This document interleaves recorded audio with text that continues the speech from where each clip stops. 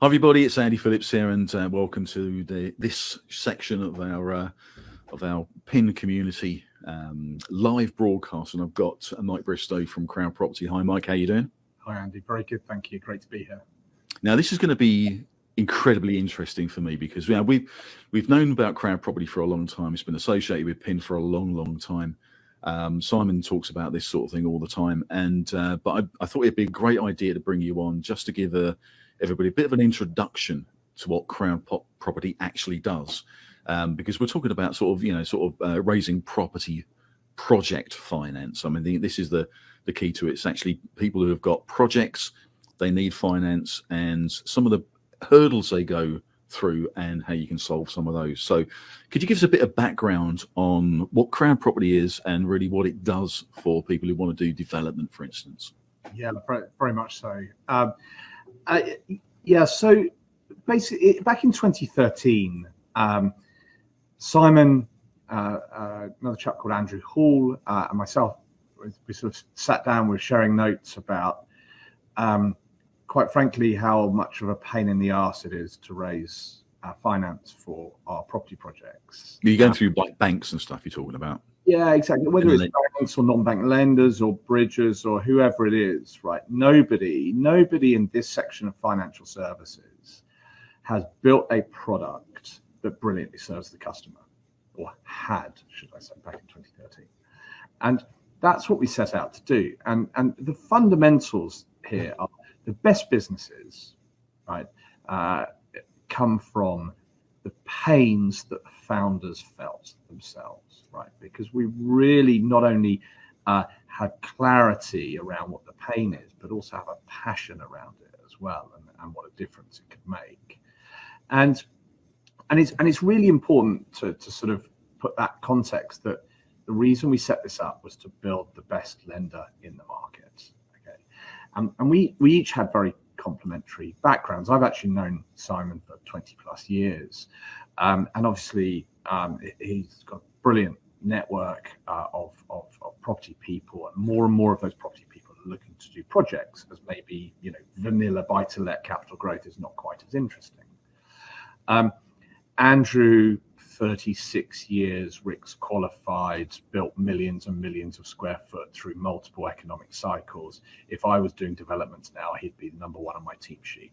So incredible knowledge. And then myself, I advise big corporates on sort of corporate strategy, and also private equity funds on buying businesses and then growing them. And quite a lot of that was international expansion, but all of it was built around the customer. Right, and that was in retail and consumer goods and some tech areas and things like that.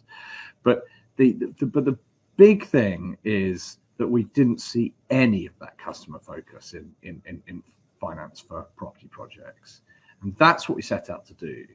So, and when you start and when you set up a lender, you know, the money needs to come from somewhere. And that's how we developed the peer-to-peer side of the business, or why we did.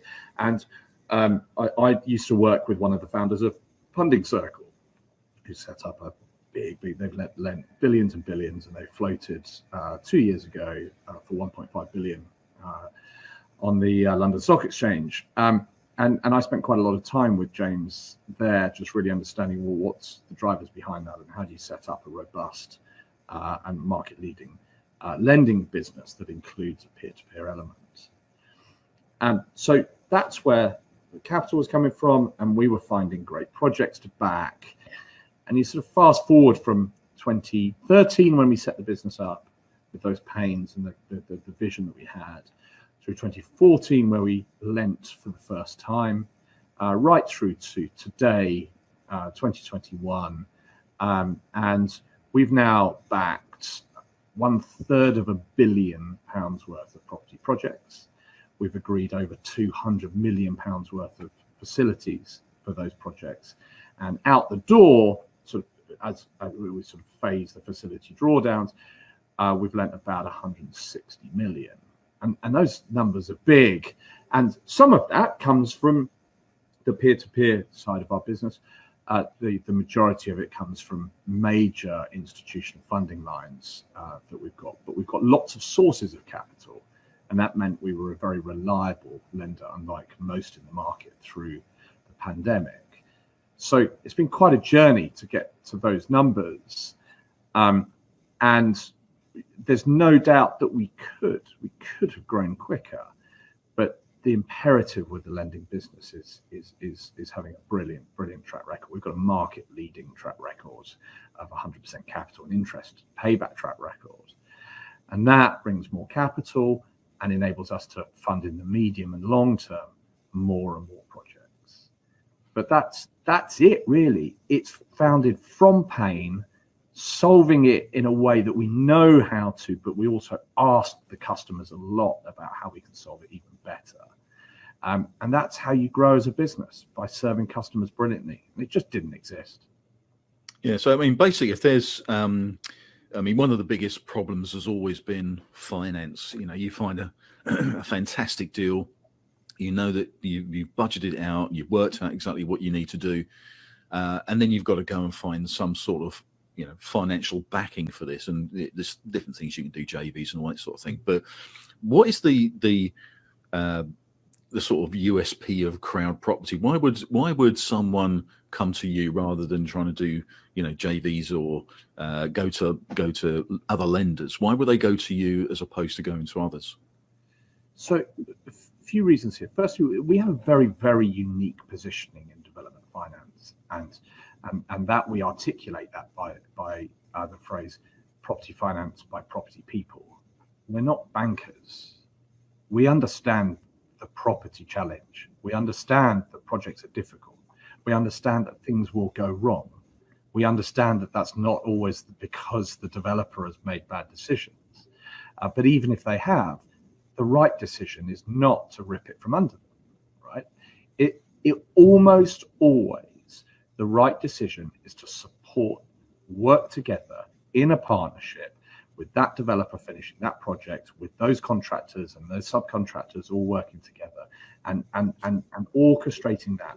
That is, for example, where, you know, good example, where RBS in 2009 just started repossessing and fire selling everything, right? That was a banker reaction to a major macroeconomic issue, right? We would never have done that. Okay, because we would say, right, what we need now is time. Okay, and we need to back our developers. We need to work with them through these challenges. So it's a very, very different attitude. But so it's more of a partnership. So when you know, I've been investing in property since 2002, and I had my architect, my planning consultant, my mortgage broker, all of the sort of solicitor, etc. Because each time I used them, it was more efficient. I'd already got to know them. I knew how they worked. I didn't have to find new ones each time I bought a property, and it was better. It was more efficient. But what nobody ever had was a lender, especially a development lender, as really part of their power team, because it was also transactional. Whereas, you know, we're demonstrating day in, day out that we add value to projects, and we increase the likelihood of success on those projects by just helping, right? If there's a challenge, our borrowers will pick up the phone and say, hey guys, to the case manager, hey, I'm having this challenge. Have you seen it before? It's like, yes, don't worry. Look at it like this, or this is how these guys solved it, or whatever. Or maybe we haven't seen it before. It's like, yes, that's a problem. We'll be on site tomorrow. Let's crack it together. You know, it's a totally different attitude to a fierce banking, sort of covenant-led, wave around the security papers type approach. And that's if you actually get to speak to anyone in that financial institution. Yeah, because I guess the sort of usual approach to getting finance would be through lending, and it would be through the banking system. And I guess what most people do, well, they'll go to someone like a middleman to get this arranged. And I guess that's what you're actually pulling out. You're taking away that middleman approach. You can look at the project. I mean, from the feedback that I've got from people who have used you is that it is a place where you can actually talk to someone about the finance of a project and how that finance could be used and panned out, and it works in a completely different way than just lending money. The way you actually work with the developer is pretty unique, isn't it? Exactly. We start, and I'll go in a bit later. I'll go in a bit more detail into how to work with us, but we start with understanding the vision, right? We want to understand what you're trying to achieve here, because we're all property geeks at heart, right? We want to know. It's just like, oh, that's really cool. That's a great project. Or you're taking this angle, this angle. It doesn't need to be angles or anything, but we get it, okay? And there's a quote from one of our focus groups that we run with developers where someone said their reaction to a complex deal was to lend me less and charge me more, right? And this is talking about other traditional sources of finance, right? And that's classic. That is a banking risk management approach. If you don't understand it, de-risk it by lending less and charging more, right? We de-risk it by knowing what it is, or finding out and understanding and working hard to understand it, because we might have an idea or whatever, and quite often we will mitigate a load of risks with the developer, just saying, oh, make sure you've got your drainage solution sorted, make sure you've got your pre-commencements knocked out. We think your costs are underbaked on this because look, this is a listed building development. All of those nuances that mean that actually what we are is first and foremost a sounding board. People use us as a second pair of eyes on projects, and we're very happy with that. We don't want people to send us right move links with the sort of thoughts question mark. What we want is some thought gone into it, and then it's not a right first time answer. It's, hey, look guys, looking at this project, these are the numbers I've run. What do you think? Then on that submission, a load of data and analytics will fire off. A load of interested property people will have a look at it, have a conversation. All of this sort of, it's real human interaction. I mean, call me crazy, but it's proper relationship management. It's what it should be, basically. Exactly. How it should actually be. Exactly. And just one of the best illustrations that came out of one of our focus groups as well was someone said, look, I spend about a third of my time finding sites, right? I spend about a third of my time delivering sites, and I spend about a third of my time faffing around with finance, right? So, and this articulated exactly our vision really, really beautifully, because basically what we want to do is make that not a third of your time, not a sixth of your time, not a 12th of your time, but a small fraction of your time, so that therefore you can spend more time finding sites, more time executing on sites, and by definition, growing your property business quicker and more profitably. I think that's the key, because I think the thing that comes over the most for me is that having an entity, Crowd Property, where a developer can look at a deal and think, look, this works out financially, it looks like it works out really, really well. Going to someone like you, and instead of going, sort of cap in hand and trying to prove things, you actually have a conversation with them. You look at the project, you look at any little issues that are coming up, you look at any problems that they may not have thought about, have a discussion, and then you can move forward. So it is like a sounding board. It's like having a good advisor at the back end that's actually got your back. That's what it feels like to me. And that's a really important thing. So one of the big trends in the market is more investors are taking on projects, right? And this is really important because if you're buying a, say, buy-to-let flat or something, and the worst that can happen is you spend some time on the transaction of it, okay, and then it's negative cash flowing each month, right? Okay, that's the worst. That's pretty much the worst that can happen, right?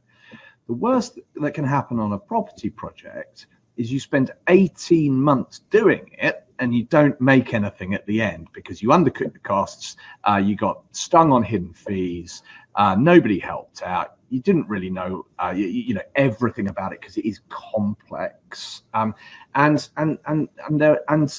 you know, part of it is execution, part of it is picking the right project in the first place. So what you know, what we make sure we do is just help, you know, first and foremost is help people select projects that will deliver the return for the effort that takes, and they are complex. It's a big project management exercise to take on commercial to resi conversion, new build or whatever.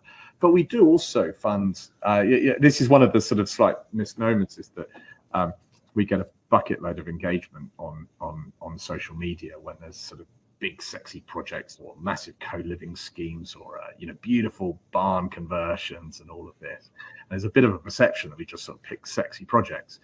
It's not at all. It's just that they get more engagement on social media. Yeah. And that's not part of our underwriting criteria. You know, we'll back small terrace house student HMO. Our smallest ever loan was I think it was £90,000, and it was a Liverpool 4-bed HMO student house, and you know, that was a great project, but it's right across the board. The pain is in every element of all of these projects, because really you don't get that support, that partnership, the understanding of what you're trying to do. Just the overall the property viewpoint. It's the banker's underwriting viewpoint, and it's not that we're saying that that's not important, because we assess our deals, you know, really carefully, and we throw a lot of data and technology. A quarter of the team that sits behind me, we've got a team of 49 here in Birmingham. A quarter of that team are software engineers building market-leading development finance platform, and that's all to support and make us more efficient, so we can be quicker to give you decisions. And if you've got a quicker decision than the other person bidding for that site, the vendor looks at you and says, "There's my speed and certainty. I don't need to get the highest offer from that party." So it really flows right through, from early stages right through to execution of offers. We can help with that, and we get that, but enabled a lot by the technology that underpins the business for efficiency, and the expertise that underpins the business for the effectiveness of our lending. So in other words, it's a very powerful tool to have in a developer's toolbox, is to have you know, you guys at the back end looking at the deal, helping out, making sure it goes through, funding it properly, understanding the whole process and all that sort of thing. Could you give us a bit of an idea of maybe who is ideal for Crowd Property? What sort of property developer is ideal? I know it's going to be broad, but generally, who should be using you? It is very broad, and we have backed people with 30 years development experience, and we have backed people on their very first project. Okay, now that is a huge spectrum of risk, because in any, you know, from the lender's viewpoint, we've got to think about risk. Okay, we've got to think about you know, that money we're lending out and we'd like it back. We view the best way to get that back is a successful outcome of the project, and we will help for that to happen, and that's a different viewpoint in the market. So it's you know, so where we funded first-time developers, I'll give you two good examples, right? One business that we funded quite a few of their deals came to us. It was their very first project, but one of the partners was a 40-year experienced architect that clearly been around property for that time and had a passion for it and had extremely good knowledge. And the other guy was an IT project manager. You know, what is a development project? It's a project management exercise, right? That's a good team. That's a great team. They have the capabilities and expertise to be able to run a property project, okay? And they had good people as well, the contractors, subcontractors, and we sense check those, and great. So we backed them on their first project. They're now on their 7th or 8th project, and they're producing brilliant schemes. Another guy came to us, and he sort of said things slightly differently. He said, guys, I've never done this. I don't really know how to, right? I'm going to work hard for it. And by the way, when he arrived at our office, okay, he walked in, then his architect walked in, then his QS walked in, then his project manager walked in, and then his planning consultant, right? You get the picture. He knew what he didn't know, okay, so got the people to do all of that, right? And that is that's someone putting together a great team that will set up for success. And we might say to people, hey, look, it would be a good idea if you had a project manager or employees agent or something enhancing your team. We don't do that to tick our boxes, to tick our lending criteria. We do that because from our experience, that will increase the likelihood of success of that project. Okay, so our suggestion of that is great for the developer and great for us, right? It is genuinely for the outcome of the project, not because we just go around ticking boxes on things. Again, just different attitude. Yeah, it does seem a different attitude now. We're sort of coming to the end of this first little section, but we're going to have lots more stuff with you guys as well. We're going to be putting a little series on. We're going to be talking about different aspects. And if you are looking at finance and you want to know a little bit more about this, then comment on the post. As I said, we're going to be doing lots more of this sort of stuff, but this stuff lives and dies on your questions. If you've got a question you need to ask Mike and the team about how finance could work for yourself, then put it into the comments and we'll cover those. And as I say, we'll take those questions and we'll talk about those questions and answer them as best we can on future episodes of this. But just to round off, Mike, I mean, what's a sort of basic process without going into everything, but the basic process if someone's got a deal that they need financing, and they think, okay, well, we'll come to Crowd Property. What's the basic process that you go through in a nutshell, I guess? And we can always expand on this later, but in a nutshell, basically, how does it work? It's worth a whole session on it, but in brief, if you go to crowdproperty.com/apply, there is a 12-box application form.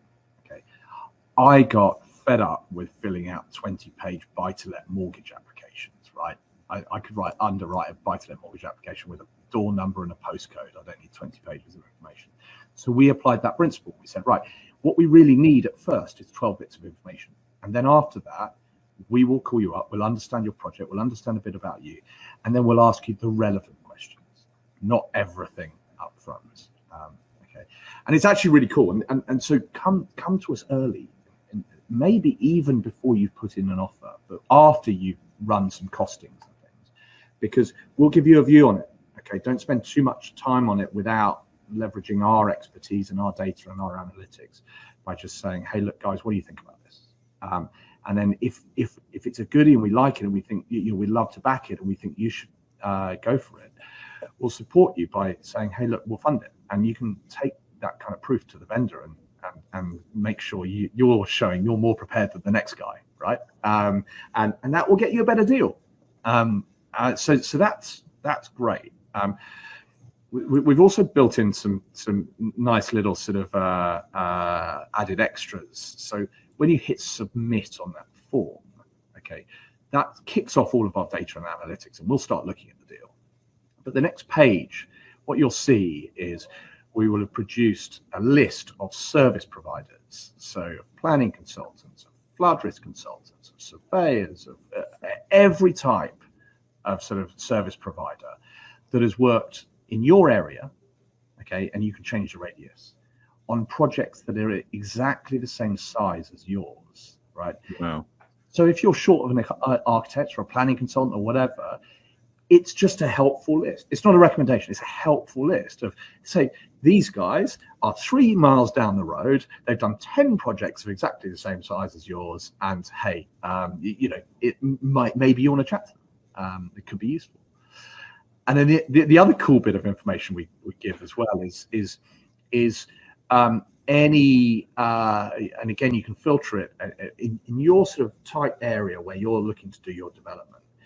What planning applications have been submitted in the last 1, 2, or 3 years? So you can get a sense of, right, if I'm going to put 4 flats to market, you know, from that data, you might find that Berkeley Homes are doing a, you know, 50 flat scheme next door. Is that a problem because it's, you know, it might coincide with when you want to sell yours? Or is it a brilliant thing because they'll be sold 6 months before you're out, and actually they've reset prices in your local area? Again, it's helpful data analytics. So again, we try and be helpful throughout. And then we'll take you through the whole process, and you'll have point people to help, and they're all passionate about property. But fundamentally, crowdproperty.com/apply, and the service starts from there.